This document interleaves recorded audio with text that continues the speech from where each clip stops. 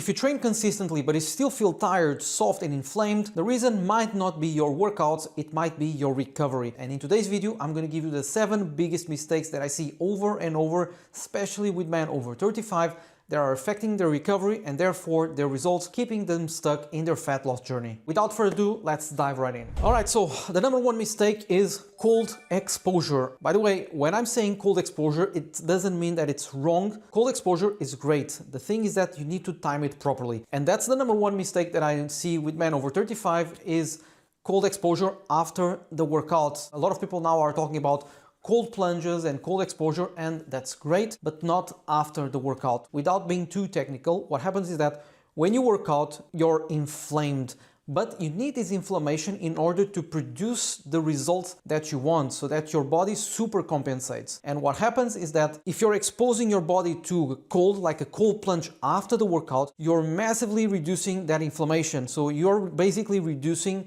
the adaptation to training. So ideally, after the workout, you want a normal shower, like normal temperature, not a freezing shower or not even a cold exposure or cold plunge. And why? Because cold exposure blunts adaptation if done after the workout. So you still want to do cold exposure, cold plunge, but ideally either 8 or 10 or even 12 hours after the workout, or ideally on a rest day. That's what I would suggest. And if you're doing that over and over, everything compounds. If you're doing all the time strength training and then all the time cold plunge, so ideally do your strength training, but leave cold plunge to a day when you're not lifting weights. Which brings me to point number 2, which is no protein within 60 to 90 minutes after the workout. Now, in terms of protein, what it matters most of the time is your daily protein intake, not so much the eating window. For example, you train, I don't know, 6 a.m. or 7 a.m. and then you just eat 4 or 5 or 6 hours later,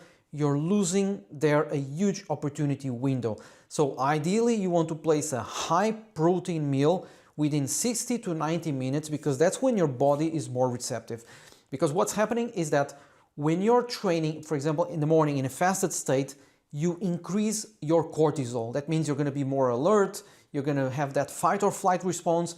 And if you're fasting as well, you're going to even spike more your cortisol. So if you're combining training in a fasted state and then remaining fasted for 1 hour and a half, 2, 3, 4 hours, you're spiking massively your cortisol. So you still want to have cortisol in certain times of the day, but if you're having excessive cortisol, that will make you accumulate more fat and kind of destroy muscle. So you want this natural window. So you want a little bit of cortisol, but then after the workout, you want to have a high protein meal so that it decreases your cortisol levels. Okay, so that's what you want, because if you keep fasted after the workout, you keep shooting that cortisol up, and that's not what you want. So train, spike the cortisol, then eat your protein within 60 to 90 minutes to let your cortisol go down so that you maximize adaptation to your training. Which brings me to point number 3, which is kind of related to point number 2, which is carbs after training. Now, ideally, if you follow me, you know that I'm a big fan of carbs placed strategically in time. What I always say is, for example, if you're not training in the morning or if you're not moving, if you're sedentary, and if you're insulin resistant, then you should decrease your carb intake. Your first meal shouldn't have carbs.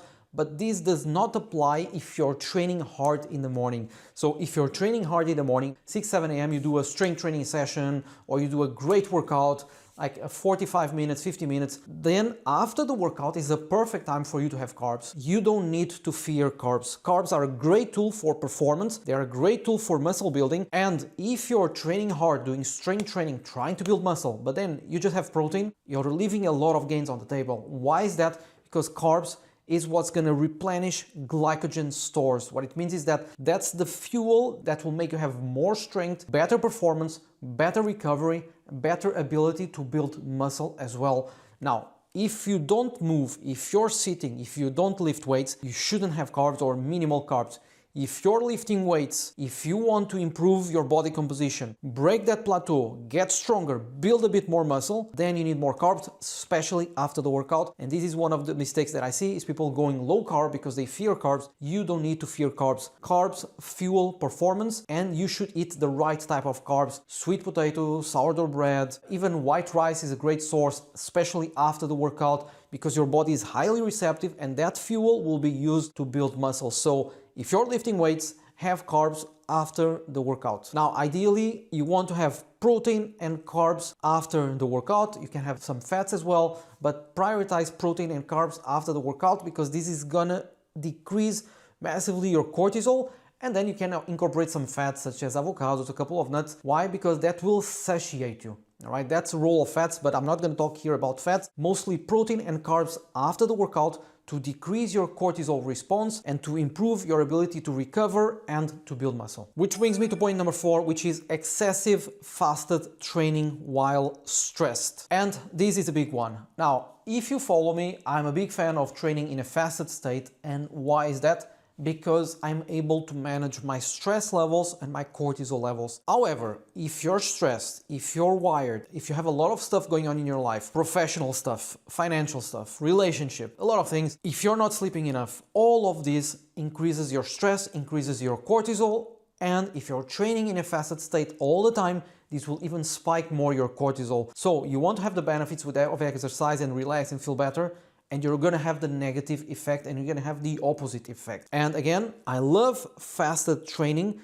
if the conditions are good, if your stress levels are controlled, if you want to maximize fat burning, as long as you give proper fuel after the workout. However, if you're busy, if you have a lot of things going on, if you're traveling, if your schedule is a bit messed up, if you're stressed, you shouldn't be training in a fasted state. Or if you're training in a fasted state, it's even more important that you have protein and carbs after the workout so that you minimize this cortisol response. Ideally, if you're stressed, if you have a lot of things going on, if you're not able even to eat after the workout because your cortisol will be lower, if your stress levels are okay, if you're not massively overloaded with stress, with responsibilities or stuff, then you can train in the morning so that it minimizes your cortisol. Otherwise, you're going to be wired, you're going to be stressed, you're going to compromise your adaptation, muscle gain, you're going to accumulate more fat, you're going to compromise your sleep, and it's this snowball effect. So train in a fasted state, because this is something that I tell all my clients that are more than 40 years old, which is stress management beats metabolic tricks. What I mean with this is that it's more important to manage your stress, to manage your cortisol levels, than to try to optimize your metabolism with fasted training or this kind of things. So learn how to manage your cortisol levels, understand, are you stressed or not stressed, or how are your stress levels nowadays, and then we can adjust workouts accordingly. Which brings me to point number 5, which is chronic undereating. And this goes more or less along with point number 4 and point number 3, which is people are on diets, they're cutting calories, cutting carbs, compromising protein intake, even fats, and this is one of the biggest mistakes. And why? You cannot be on a calorie deficit all the time. If you're always cutting calories, trying to optimize, cutting calories and all these things, you will not see results, you will reach a plateau. The only way for you to change your body composition, to build muscle, to lose fat, to have that lean and defined look that you want is, of course, you need to be in a calorie deficit. 15 to 20% of your TDEE, you find your maintenance calories. On that number, you reduce 15 or 20%. So you need to be in a moderate calorie deficit for, let's say, 8 to 12 weeks maximum. I don't suggest more than that. So 8 to 12 weeks, you reduce your calories. And after that, after 10 weeks, 8 weeks, perhaps 12 weeks maximum, you need to either increase again your calories maintenance or even go on a slight calorie surplus so that you're able to break that plateau and finally build muscle and optimize your metabolism, because your goal shouldn't be always to lose fat. There are phases of your life, like the seasons of life. You need a phase, yes, where you lose some extra weight. For example, if you're 30 pounds overweight or 40 pounds, or I don't know, 10, 20, 30 kilos overweight, of course you need to be in a calorie deficit for a period of time, such as 12 weeks, and then after that, your priority is to build muscle. Your number one priority in your fat loss journey, if you want to boost your testosterone levels, improve insulin sensitivity, improve your energy, and all these things, is not to lose weight, is to build muscle. Because if you build muscle, the muscle that you're gonna build will burn more calories while you rest, because muscle is metabolically active. What it means is that it will burn more calories while you rest. And to give you an idea, I eat 3,000 calories per day, perhaps even more. I don't count calories, by the way. I say this because I count, for example, for 1 or 2 weeks, so I have an idea, and then I just eat the same over and over. So average 3,000 to 3,300 calories, and I'm staying lean all the time, all year round, around 10% body fat. Sometimes a little bit less, sometimes a little bit more, on average 10%. So you don't need to eat less. What you need is to train harder, train smarter, build muscle, and let muscle work for you. Which brings me to point number 6, which is excessive volume and stressors in your body. It's just cortisol. There is no cortisol for this or cortisol for that or cortisol for another thing. It's cortisol.